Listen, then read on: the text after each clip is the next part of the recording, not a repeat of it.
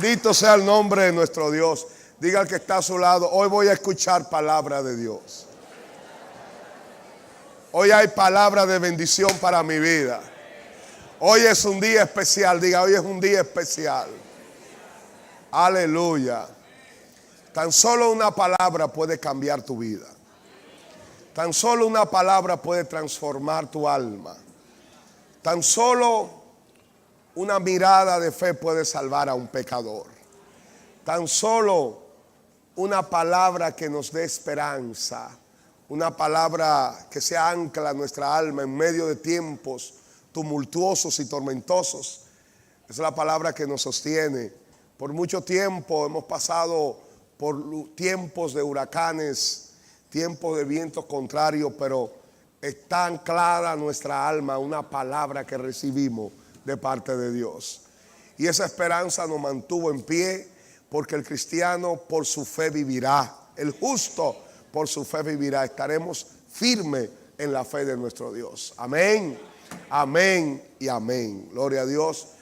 Segunda de Timoteo capítulo 4 verso 6.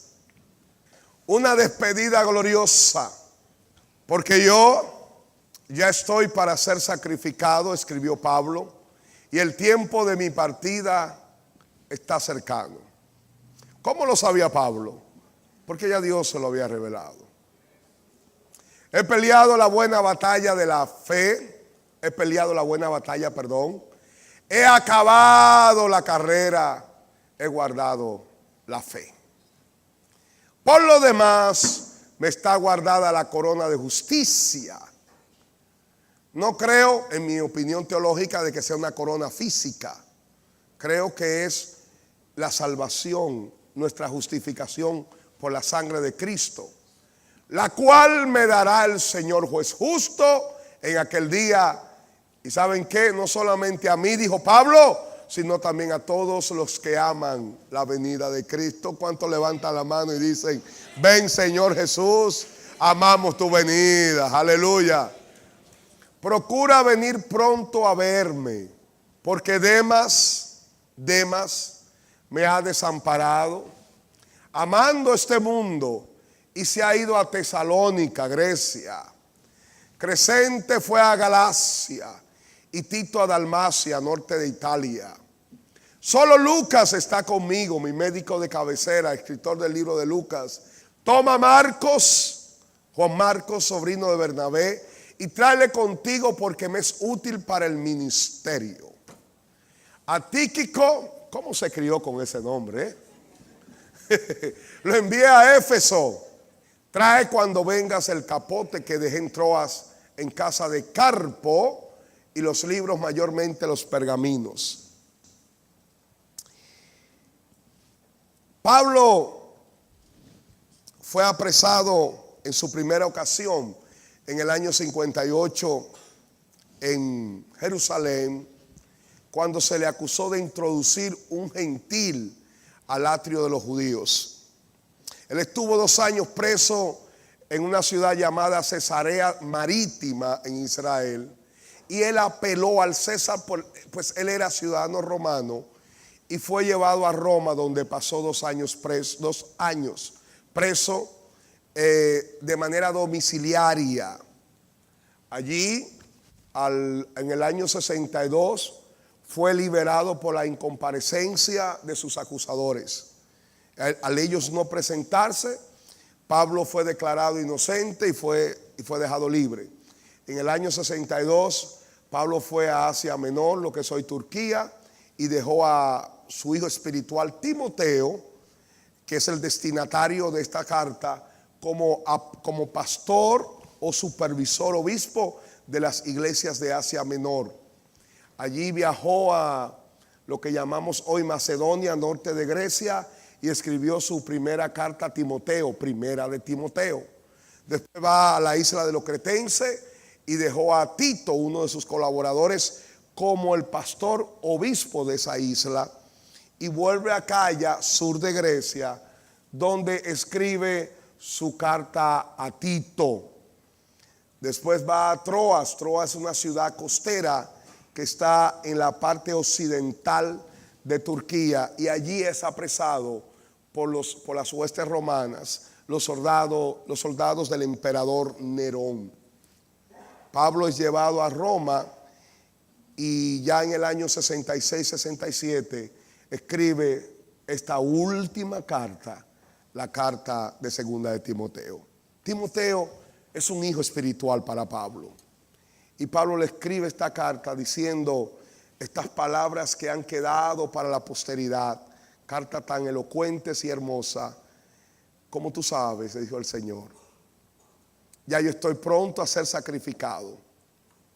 Y quiero decirte que mi fin, el final de mi ministerio está cerca. Segunda de Timoteo capítulo 4, verso 6, dice, mi final, estoy a punto de ser sacrificado. Su segundo encarcelamiento en Roma, en el primer encarcelamiento, él escribió varias cartas, las cartas de los Efesios, la carta de los Colosenses, la carta de Filemón, la carta de los Filipenses. Y en ella Pablo les dice, yo sé que para mí el vivir es Cristo y el morir es ganancia, pero yo sé que a causa de la obra de Dios, de mi necesidad en la obra, yo seré concedido y Dios me va a añadir más años de vida. Realmente Dios le regaló 5 años más a Pablo, donde él hizo todas estas obras y escribió todos estos libros. Ya en su segundo encarcelamiento, Pablo estaba seguro de que su final estaba cerca. El tiempo de su partida ya estaba pronto, era cercano, era inminente. Y él escribe esta carta a su hijo Timoteo, que está en Éfeso, en Asia Menor. Pablo acusado de predicar a Cristo. El emperador era el emperador Nerón, enemigo de los cristianos. Él había lanzado un edicto donde todos los cristianos debían ser obligados a rendir honor y adoración al emperador y a los dioses romanos. Roma no tenía problema con que los cristianos adoraran a Dios. Roma tenía problema con que no adoraran a su Dios. Y la fe cristiana se fundamenta no solamente en proclamar que Jesucristo es Dios, sino que también es el único Dios. Nosotros no solamente predicamos que Jesús es el camino, también hablamos de que es el único camino y no hay otro camino en la cual el hombre pueda ser salvo. Solo Cristo es Dios, solo Jesús merece la adoración. Él es el único que es el camino, la verdad y la vida. Él es el único que tiene el poder para resucitar los muertos. En Él hay poder, en Cristo hay salvación, en Cristo hay justicia, en Cristo hay salvación del alma y perdón de todos nuestros pecados. Solo en Jesús hay salvación. Él fue llevado preso desde Troas y parece que por la premura, porque fue rápidamente, súbitamente, de manera sorpresiva que Pablo fue apresado, no le permitieron llevarse ni sus libros ni su capa. Y ahora Pablo le escribe a su hijo Timoteo y le dice, ven pronto a visitarme y por favor tráeme los libros, principalmente los pergaminos, rollos hechos de cuero de oveja o de cabras que están en la casa de Carpo, y tráeme mi capa porque se acerca el invierno. Pablo, que fue sometido a grandes presiones, el imperio estaba contra Pablo. Pablo, que estaba seguro, tenía la seguridad, la confianza de que ya había terminado el propósito de su vida aquí en la tierra, de que la asignación que Dios le había dado ya él lo había cumplido, que solamente le faltaba un último servicio y era morir y derramar su sangre en testimonio del Cristo de la gloria. Pablo, que sabía que ahora partía para servir a Jesús allá en los cielos, para adorarle en cuerpo presente, para exaltar su nombre. Pablo, que proclamó a pesar de tantas adversidades, un imperio que lo amenazaba, siendo vejado, siendo burlado, siendo sometido a grandes presiones, golpeos, maltratos, vejaciones, humillaciones, afrenta. El imperio lo estaba presionando, lo estaba compeliendo para que Pablo negara a Jesús, para que Pablo proclamara que Jesús no es quien él decía ser, porque sería una gran victoria para el imperio proclamar a uno de los próceres de la fe como Pablo, como un desertor del cristianismo. Pablo, sometido a grandes presiones, pero también a grandes peligrosidades, a grandes amenazas, estaba al punto de ser sacrificado, pero él proclamó la victoria. Satanás se había levantado contra él, las puertas del infierno se habían levantado con saña contra su vida. Los hombres, el mundo, la carne, los temores, los pensamientos, las dudas invadían el corazón de Pablo. Los dardos de fuego del infierno, diciéndole y colocando y sembrando dentro de su corazón dudas, intimidaciones, peligros, miedos, y todos esos pensamientos venían sobre Pablo. Él peleando la buena batalla contra su propia carne, contra el sufrimiento, contra Satanás, contra el mundo, contra los blasfemos, contra los que se oponen al evangelio. Y Pablo proclamó una gran palabra y un grito de victoria: he peleado la buena batalla, he guardado la fe, he terminado la carrera. Y al proclamar este grito de victoria, el infierno tembló y los cielos celebraron. He guardado la fe, he declarado que Jesús es quien Él dice que es. Jesús es Dios, Jesús es Rey, Jesús es Señor, Jesús es el único camino a la salvación. Guardar la fe, que no se pierda la fe, que no colapsemos, que no claudiquemos ante las presiones externas. Que no perdamos la fe, pues si perdemos la fe, perdemos el gozo, perdemos la fuerza. Si perdemos la fe, nos quedamos petrificados.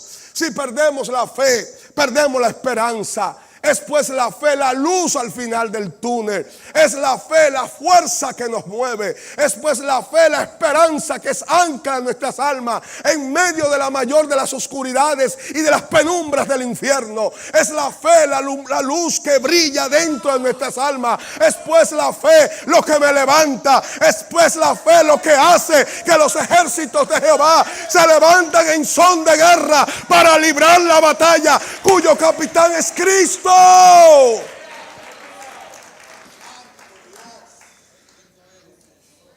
Una presión de todo un imperio foráneo, poderoso imperio, para que Pablo claudicara contra la fe de los cristianos. Hoy también nosotros, al igual que Pablo, estamos siendo presionados para que abandonemos nuestra fe. Hoy, al igual que Pablo, muchos de ustedes y yo, como ejemplo me establezco, estamos siendo presionados para no solamente no creer que Jesús es Dios, sino no confiar de su bondad. A veces miramos las circunstancias y hay pensamientos que llegan a nuestra alma que nos dice: ¿dónde están las promesas de Dios? ¿Dónde están las palabras que Dios te ha dicho?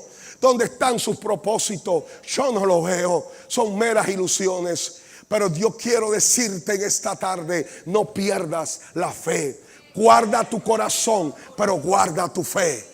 Porque si pierdes la fe, te colapsa, te rinde, te aprisiona, te petrifica. No pierdas la fe. Yo no solamente creo en Jesús, creo en sus promesas, creo en su fidelidad, creo en su bondad, creo en su benignidad. Creo que el que prometió es fiel y el que empezó la buena obra la va a perfeccionar. Creo en Jesús. Pablo niega a Jesús. Los romanos se burlaban de los cristianos y se han encontrado incluso dibujos donde ellos decían: los cristianos adoran a un asno. Dibujaron un asno crucificado en una cruz. ¿Cómo es posible que tú prediques de un asno, Pablo? ¿Cómo tú adoras a un asno? Mas Pablo se levantaba rodeado de enemigos, solo, y decía: este a quien ustedes blasfeman, Dios lo ha levantado y es Señor de señores y es Rey de reyes. Y toda rodilla, aún en el imperio, aún la rodilla de Nerón, aún la rodilla de los falsos profetas, tendrán que doblegarse. Aún la rodilla del mismo infierno tiene que doblegarse. Y toda boca confesará que Jesucristo es el Señor. Presionado. ¿Cómo me recuerda cuando Lutero fue llevado a la dieta de Worm? Y se le presionó a Lutero para que negara la doctrina de la salvación por gracia por medio de la fe. Y estas fueron las palabras que le contestó a las autoridades eclesiásticas y gubernamentales de la época. Me mantengo firme. Año 25 de mayo de 1521. Me mantengo firme en las escrituras, a las que he adoptado como mi guía. Mi conciencia es prisionera de la palabra de Dios. Y no puedo, ni quiero revocar nada, reconociendo que no es seguro o correcto actuar contra la conciencia. Que Dios me ayude. Amén. Esas fueron las palabras de un hombre que no claudicó, que no se rindió como Pablo. Que no claudiquemos, iglesia. Que no cedamos ante la presión. Quizás tus amigos del mundo se burlan de ti. Quizás cuando ellos hagan sus chistes rojos, rosados y rojos picantes, y tú no te ríes y tú te alejas, te llaman fanático, loco. Ven acá que el pastor no lo va a saber. ¿Qué importa que el pastor lo sepa si Cristo lo sabe?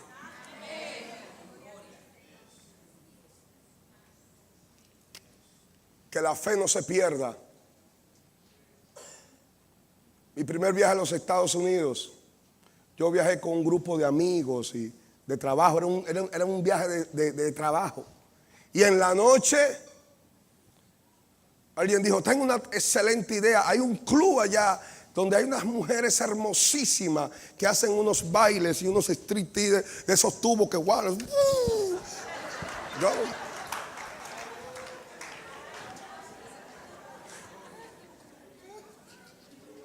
Digo, yo no voy, yo soy cristiano. Yo tengo mi esposa. Dice, Elvis, no sea estúpido ni pariguayo. Para los que me están viendo les voy a explicar lo que es pariguayo después. Ella no lo va a saber. Yo, no me importa que ella lo sepa. Yo sirvo a Cristo de la gloria.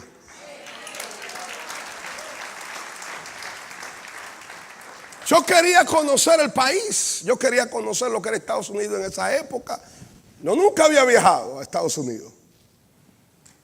Y me quedé esa noche en el hotel, mirando por la ventana. Parecía un pariguayo.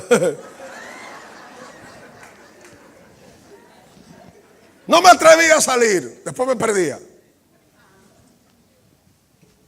Pero estuve con Cristo. Porque prefiero la presencia de Cristo que los placeres que el mundo me pueda dar.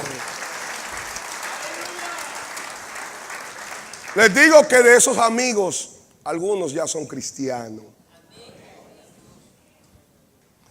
Que no claudique tu fe. Que no claudique tu fe. El enemigo te hará proposiciones indecentes.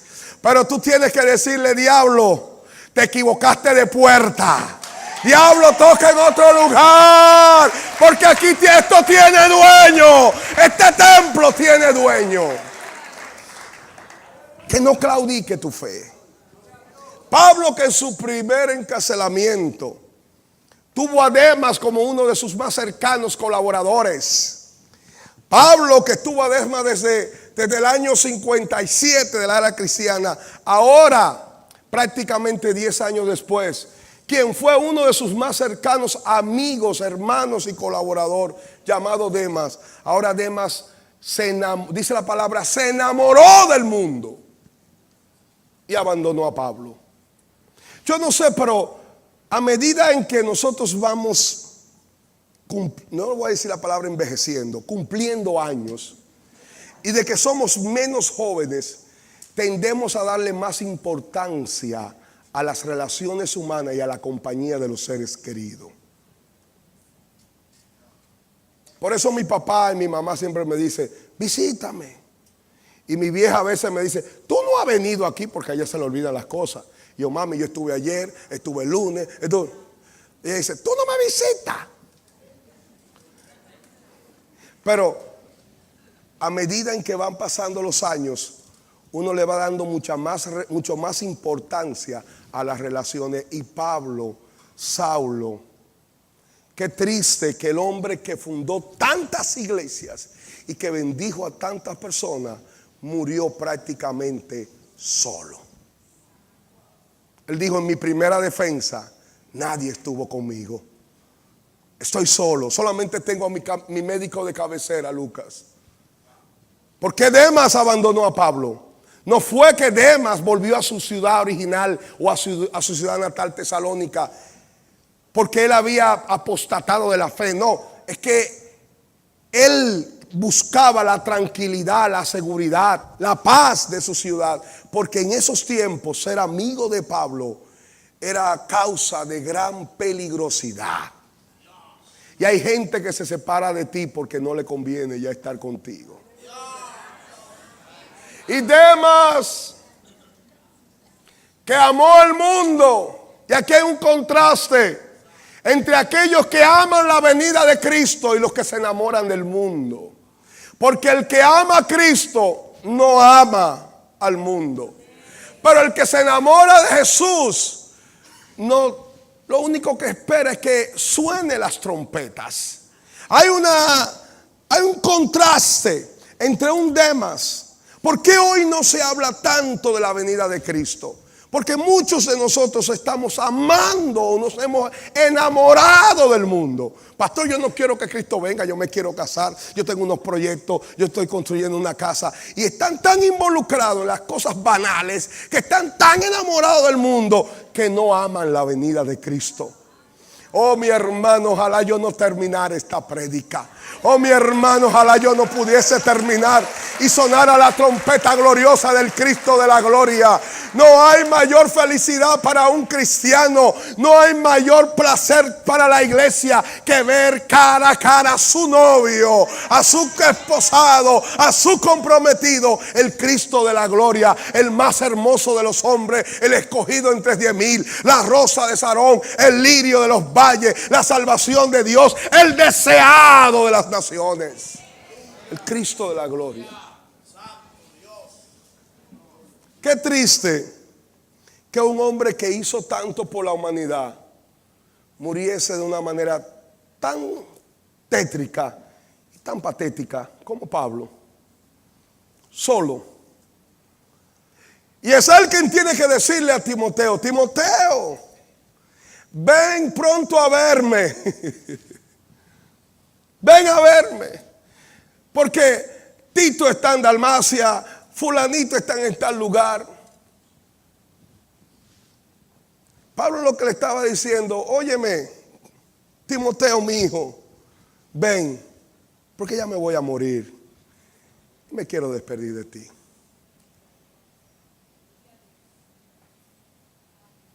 Una despedida avisada con tiempo.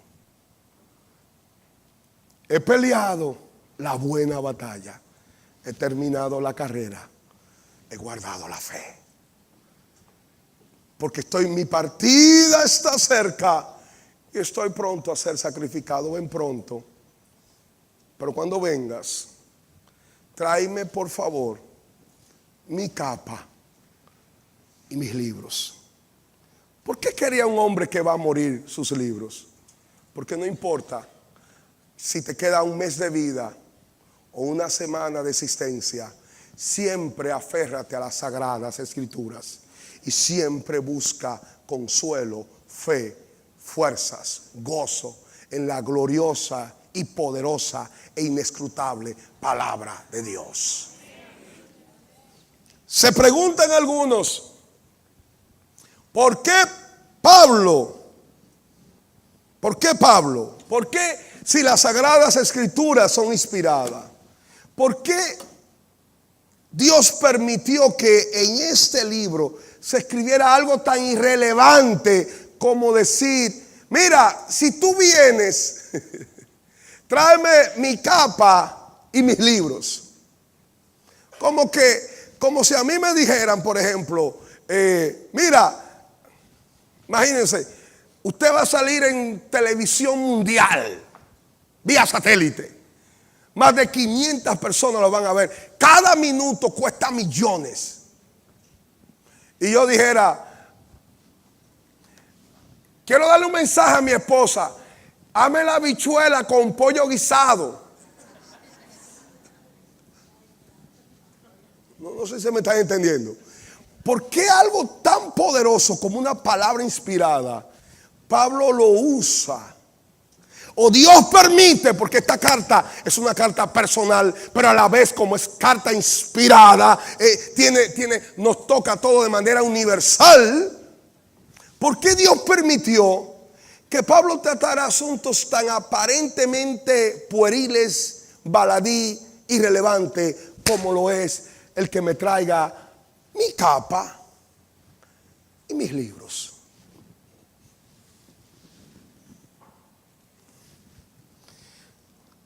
Este verso, aunque usted no lo crea, ha sido de mucha confrontación.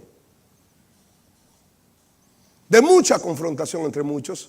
Porque decían, ¿por qué el Espíritu Santo colocó? Yo quiero decirte en esta tarde que toda palabra que Dios colocó en esta sagrada escritura tiene un propósito y bendice y edifica.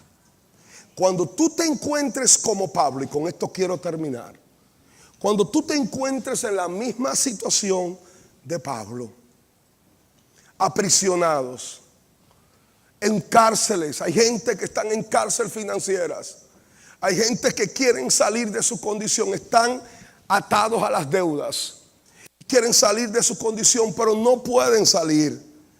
Pero no pueden ser libres. Yo no estoy hablando de ataduras de pecado. Estoy hablando de cárceles circunstanciales, situacionales. ¿Qué pasa? Hay gente que están todavía sometidos bajo ciertas cárceles financieras. Otros están sometidos bajo problemas y crisis familiares y se sienten aprisionados. Quieren escapar. Quieren salir de su condición. Pero sus problemas, sus crisis, sus adversidades como que se están eternizando. Y quieren salir y quieren ser libres. Y le piden a Dios un tiempo de refrigerio. Oh Señor, por favor, Señor, responde mis oraciones, responde mis clamores. Por tanto tiempo te he pedido y no estoy viendo tus manos. ¿Cuántas personas están como Pablo, sometidos bajo cárceles de crisis familiares, crisis financiera? Algunos sometidos bajo una prisión de condiciones de salud. Otros están sometidos bajo empleos esclavizantes que los domina. Hay personas que odian el lugar donde trabajan. No se sienten acongojados. Tienen un jefe o una autoridad superior que los maltrata, que los humilla. Pero ellos están atados a ese empleo, pues tienen que mantener un hogar, tienen que mantener una familia. Y están sometidos continuamente a humillaciones. Y están sometidos continuamente a vejaciones. ¿Cuántas personas están hoy bajo cárceles circunstanciales? ¿Cuántas personas están sometidos bajo prisiones que quisieran salir y no pueden salir? Quieren ser libres, pero no pueden ser libres. Podemos recordar y remembrar el Salmo 55, cuando en un momento dado David pasó años de su vida aprisionado, perseguido por el rey Saúl. Y él dijo: temor y temblor vinieron sobre mí y terror me han cubierto. Y dije: ¿quién me diese alas como de paloma? Volaría yo y descansaría, ciertamente huiría lejos, moraría en el desierto, me apresuraría a escapar del viento borrascoso, de la tempestad. Personas que están encarcelados y cautivos de inseguridad, temor al futuro, de qué viviré, cómo voy a sostenerme, cómo voy a vivir, cómo voy a salir de estas condiciones. Personas que están aprisionadas a cárceles, a prisiones circunstanciales, quieren salir, no están rodeados de barrotes de hierro, no están rodeados de soldados romanos, pero están atados a circunstancias. Darían todo lo que pudiese para salir, pero no pueden salir. Y oran a Dios y le dicen: Señor, si tú me dieras alas como paloma, yo volaría lejos. Si esta es tu condición, el suicidio no es la respuesta. La respuesta es Jesucristo.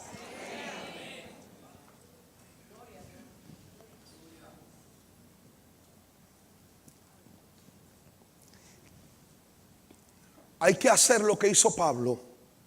Cuando te encuentres en situaciones como esta, corre a la palabra. Tráiganme el pergamino, tráiganme los rollos de la palabra. Corre a la palabra. Cuando te sientes desanimado, corre a la palabra. Cuando te sientes triste, corre a la palabra. Él es fuente de la fe. Él es la fuente inagotable de gozo. Él es la palabra de vida. El que toma de esta fuente no volverá a tener sed jamás. Y cuando el enemigo te diga: vas a sufrir, vas a perecer, tú entonces le repites las palabras: joven fui envejecido y no he visto justo desamparado, ni su simiente que mendigue pan. Cuando el enemigo te quiera decir que tú eres un ser digno de lástima, digno de conmiseración, digno de pena, tú dices: yo soy una mujer o un hombre bienaventurado. El bien y la misericordia me seguirán todos los días de mi vida. Cuando el enemigo quiera decirte que tu desierto es eterno, entonces tú vas a proclamar la palabra que dice: muchas son las aflicciones del justo, mas de todas ellas me librará Jehová. El bien y la misericordia me seguirán todos los días de mi vida. El que habita bajo el abrigo del Altísimo morará bajo la sombra del Omnipotente. Me empujaste con violencia para que cayera, pero Jehová restauró mi alma. 7 veces cae el justo, 7 veces cae el justo y 7 veces se levanta, pues Jehová sostiene su mano. Que el desaliento no te cautive, que la desmotivación no te gobierne, que la intranquilidad no te invada, que la ansiedad no te aprisione, pues somos solamente esclavos de Jesucristo y a Él le debemos toda la gloria. Cuando te sientes aprisionado, cuánto te sientes que no hay salida a tu condición, tienes que hacer 2 cosas: corre y trae los pergaminos de la palabra.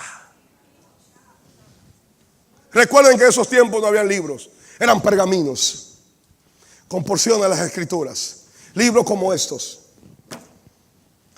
Y lo segundo: ponte debajo del manto de Dios. Tráeme mi manto.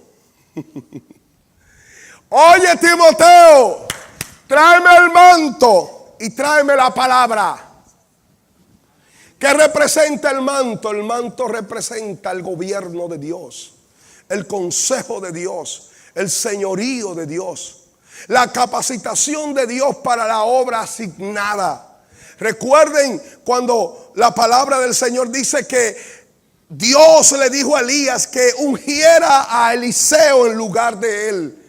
Y cuando él lo llamó, le lanzó el manto encima, dando a entender que Eliseo iba a ser capacitado para el mismo propósito, por lo cual Eliseo ahora iba a estar bajo el dominio y el señorío de Dios.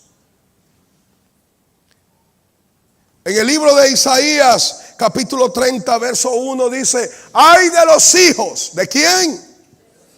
No de los extraños. ¿Quiénes son los hijos aquí? ¿Quién es hijo de Dios aquí?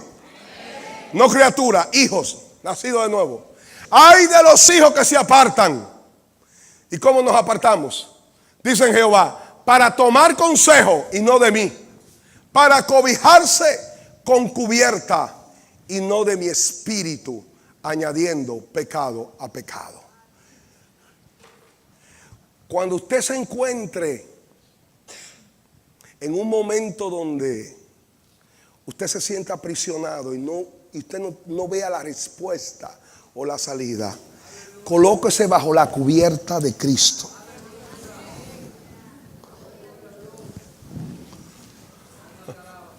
Ay de los hijos que buscan consejo en Egipto, que buscan consejo en la amiga, que buscan consejo en la compañera de salón. Ay de los hijos que buscan consejo en los bancos. Ay de los hijos que se apartan. Por eso nosotros, cuando alguien le pregunte, ¿y quién es tu cobertura apostólica? Usted dice, nuestra cobertura es el Espíritu Santo. Porque cobertura representa autoridad, dominio, señorío, seguridad, confianza, protección. Y ningún hombre me puede dar señorío. Y ningún hombre me puede dar confianza. Y ningún hombre me puede dar seguridad. Y ningún hombre me puede dar protección. Y ningún hombre, como ningún hombre me lo puede dar, yo tengo una cobertura no apostólica, sino espiritual. Jesucristo es nuestra cobertura.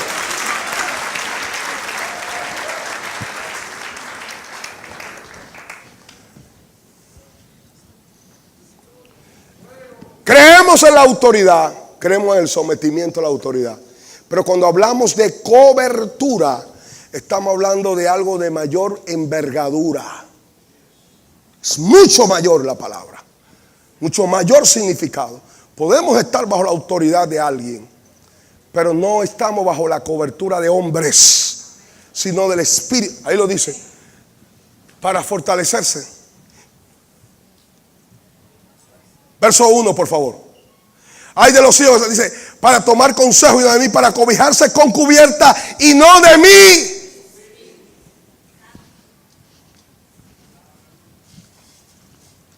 Cuando estás aprisionado, aférrate a la palabra y ve bajo el manto. Hubo una mujer llamada Ruth. Ruth era una moabita, no era parte del pueblo de Dios. Era viuda, no tenía hijos. Sin pacto, sin las promesas, sin la cobertura de Dios. Y ella quería estar bajo pacto, bajo promesa, bajo la seguridad y bajo el sustento. Y dice que ella era nuera de Noemí, que era una hija de Dios. Y Noemí le dijo, ve y busca a Boaz. Vamos a buscarlo, por favor. Ruth capítulo, con esto terminamos. Ruth capítulo 3, verso 6, dice, descendió pues a la era e hizo todo lo que su suegra Noemí le había mandado. Y cuando Boaz, un hombre de Dios, un hombre que tenía el propósito de Dios, tipo de Jesús, hubo comido y bebido y su corazón estuvo contento, se retiró a dormir a un lado del montón. Entonces ella vino calladamente y le descubrió los pies y se acostó. Y aconteció que a la medianoche se estremeció aquel hombre. Él se acostó cansado y en un momento dado se dio cuenta que había una mujer en los pies y se estremeció. Y aconteció que se estremeció aquel hombre y se volvió, y aquí una mujer estaba acostada a sus pies. Entonces él dijo, ¿quién eres? Y ella respondió, soy yo, Ruth, tu sierva. Aleluya. ¿Quiénes han proclamado a Jesús como su Señor y Salvador? ¿Quién ha proclamado que Él es el Señor? ¿Quién ha proclamado que Él es el Señor? Extiende el borde de tu capa sobre tu sierva, por cuanto eres pariente cercano. ¿Qué es lo que ella le estaba diciendo? Ven y extiéndeme el manto para que me des tu nombre, para que me des tu protección, porque yo estoy bajo tu dominio, para que me des tu seguridad, para que imparta tu tranquilidad, para que me imparta tu herencia. Extiende tu manto. Y esta es la palabra, iglesia. Cuando te encuentras en condiciones donde donde tú no ves la solución, tírate a los pies de Jesucristo y dile: extiende el manto, tráeme la capa, porque yo estoy bajo tu dominio, yo estoy bajo tu autoridad, yo voy a tus pies, porque no hay mejor lugar que estar que a los pies de Cristo. Y estoy a tus pies. Extiende tu manto, dame tus órdenes. Quiero estar bajo tu autoridad. Quiero que dirija mi vida. ¿Qué es lo que tengo que hacer, Señor? ¿Qué es lo que tengo que decir? Estoy puesto en entredicho, estoy en una situación difícil y ¿sabe qué? No sé qué hacer. Pues entonces es el tiempo de ir a los pies de Jesús y tirarse el manto y decirle: Señor, yo soy tu siervo, yo soy tu sierva, dame la orden. ¿Qué es lo que tengo que hacer? ¿Qué es lo que tengo que decir? Y si perezco, que perezca. ¿Y qué es lo que tengo que hablar? ¿Cómo debo responder? ¿Cómo debo decidir? No voy a buscar el consejo de un líder, no voy a buscar el consejo de un hombre. Vengo a tus pies para que tú hables a mi oído, para que hable a mi alma. Yo necesito estar bajo tu manto, yo necesito estar bajo tu autoridad, porque sé que si te obedezco y hago lo que tú me dices, yo voy a tener tu respaldo, yo voy a tener tu cobertura, yo voy a tener tu seguridad, yo voy a tener tu protección. Cuando te encuentres en situación como esa, tienes que hacer dos cosas: irte a los pies de Jesús, tirarte el manto para obedecerle, someterte bajo su autoridad y abrazar la palabra para llenarte del gozo, para llenarte de la fe, para llenarte de todo lo que Dios imparte a tu vida, para poder enfrentar todas las vicisitudes de la vida.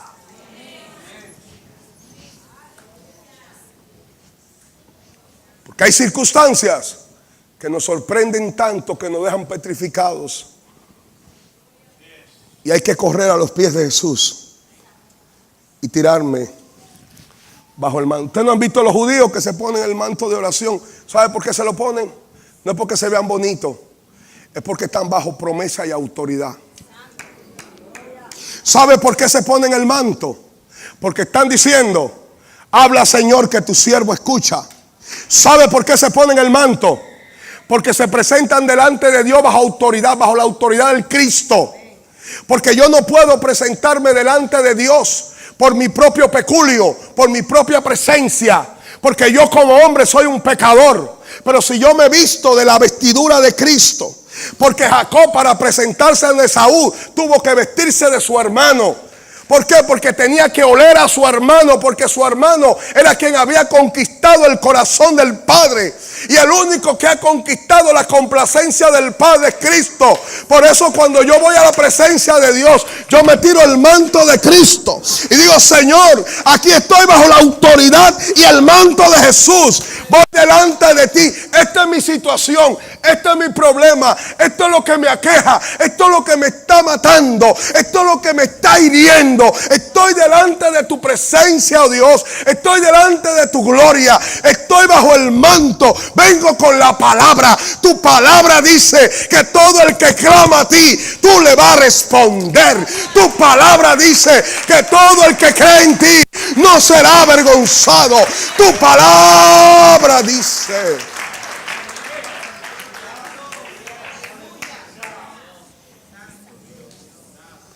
Porque muchas veces, cuando estamos en dificultad, vamos a Dios para que Dios nos lo resuelva. Y al Señor no se le va para que te resuelva. Al Señor vamos a Él para decirle: Señor, ¿qué es lo que yo tengo que hacer para que esto se resuelva? Ese es el problema de muchos de nosotros, que creemos que Dios es nuestro siervo y nosotros somos el Señor. Porque vamos donde Dios diciéndole: Señor, ya llévatelo. El primo del anticristo es mi jefe, córtale la cabeza a Jehová. Pero cuando tú vienes al Señor y tú dices: Señor, vengo a ti porque tú eres mi siervo, porque yo soy tu siervo, perdón, no tú. Y yo me pongo bajo tu autoridad. Y ahora yo quiero que tú me digas, ¿qué es lo que yo tengo que hacer?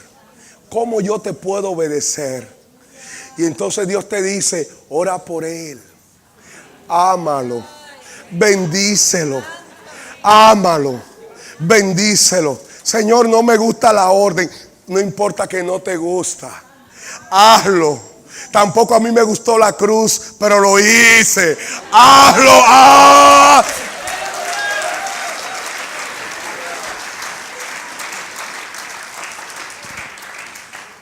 Cuando te sientas en condiciones que tú no hayas la solución, el inicio de la solución de tus problemas, y vuelvo a repetirlo, no es que Dios te escuche, es que tú escuchas a Dios.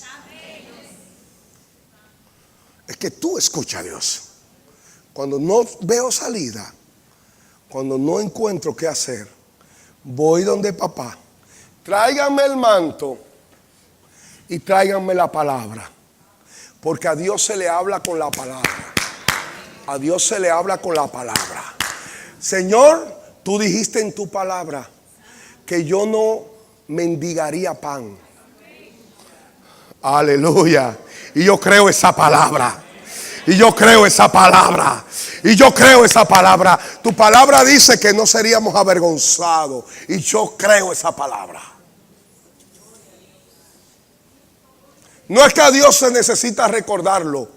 Es que Dios ama a aquellos que tienen fe. Y a aquellos que proclaman la grandeza de Dios a través de la palabra. Vamos a ponernos en pie, amados.